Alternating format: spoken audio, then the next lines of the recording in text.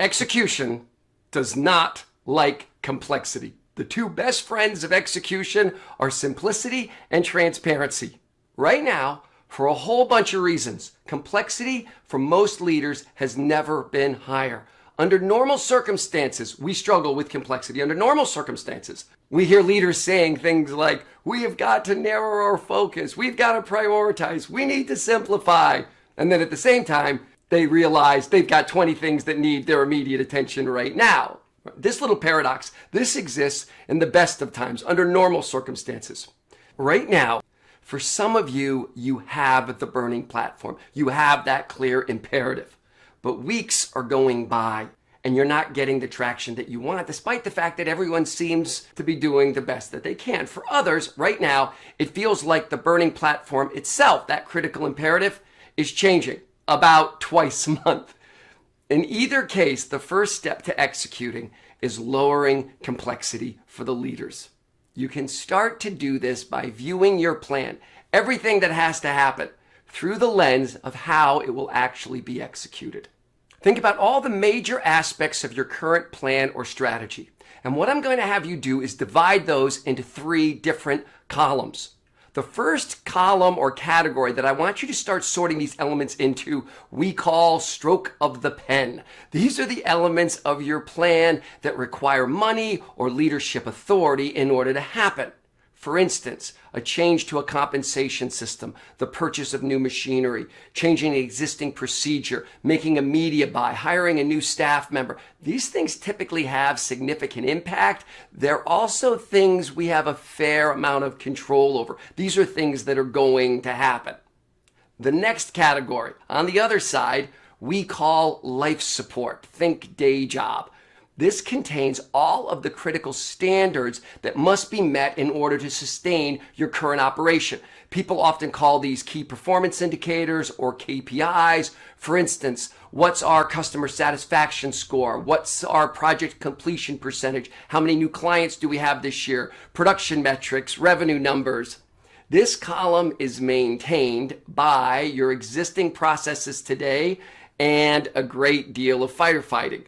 In the 4 disciplines of execution, we refer to the work required to keep this going as the whirlwind. The middle category is for your breakthrough. This is something that you believe is of vital importance, but is also at great risk of not being achieved.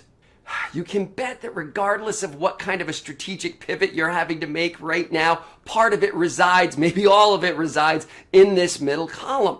This breakthrough, what we call in the 4 disciplines of execution, a wildly important goal, or you'll hear the word WIG, usually originates in one of the other 2 columns, but it can't be achieved in those columns. The breakthrough cannot be achieved with a stroke of a pen. You can't mandate this result. You can't buy it either. Matter of fact, if you could, you probably would. This is also something that cannot be, or at least you don't believe that it can be achieved through your existing processes, through the way work is being done today. It won't happen unless the organization starts working differently. These almost always require a change in people's behavior or habits, and usually a high degree of human engagement. To identify the breakthrough, ask yourself this question.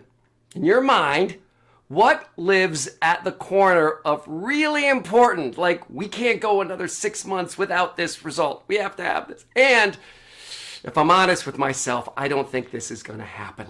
Not unless we start doing some things very differently. Keep in mind that this breakthrough is not always the most important objective to the organization. This throws people a little bit. Stay with me. It's the most important objective that probably isn't going to happen. For instance, in the airline industry, safety will always be the most important objective. There'll never be anything more important than that, but they're really good at it. They don't need a breakthrough. By definition, breakthroughs require us to close some gap. Also, the center column is a little more resistant to direct management influence. These breakthroughs require commitment, usually more than just compliance. The outside column, stroke of the pen, life support. We tend to have a fair amount of control over these columns, and compliance actually works pretty well. The breakthrough is going to require hearts and minds in order to be achieved. Because this column deals with human engagement, changing people's behavior, it's helpful to visualize progress like a bell curve. You can think of this curve in three parts. There's usually some portion of the organization that's on board quickly. This first part are your early adopters who are modeling what you want to have happen. There's another portion, usually much larger, who are talking like they're in full support of what you're trying to do. However, there's very little evidence that they're actually doing anything. These are not yet with you, or they're not yet through the distractions of the whirlwind. And finally, there's almost always, unfortunately, a portion of resistance that is never coming along. Now, in every case and with every organization, we always see the same two dynamics. First, there are always pockets of great performers. High achievers, teams where results are great, customers are thrilled, expectations are being exceeded. And second, in every case, there is variability of performance. That's your curve. Both these dynamics exist in the best and worst performing organizations. What separates high performing and low performing organizations is the shape of the curve. Creating the breakthrough, executing on a breakthrough, requires you to move the middle. It is true that given human nature, you'll always have a curve. You'll always have variability of performance. But leaders who accept the shape of their curve are in a sense giving up on execution and inevitably find themselves jumping from one strategy to the next. Think of each of these columns as requiring a different execution treatment. One of the things we started to realize is that a leader could be very proficient in one of these columns and really struggle in another one of them.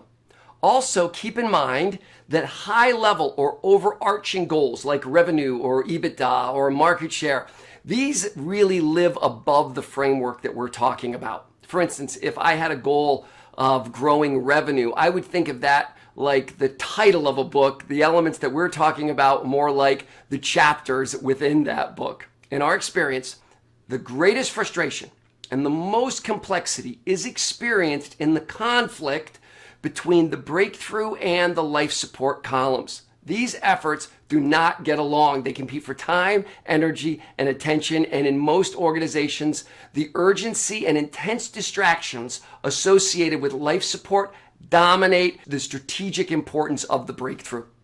Here is the critical, brutal insight that we believe is absolutely necessary to understand to keep from drowning in complexity. Life support is going to eat up 80% of your organization's energy before you get any traction on a breakthrough requiring a change in human behavior. This is a hard truth because no matter how brilliant or how compelling our breakthrough strategy, in the moment, it will never feel as urgent as the day job, as life support. No leader gets a pass on this. No leader gets a blank canvas to paint on. 80% of that canvas has already been painted on. Quite possibly, the most important strategic question that any leader answers is how will I spend that 20% that is not devoured by life support?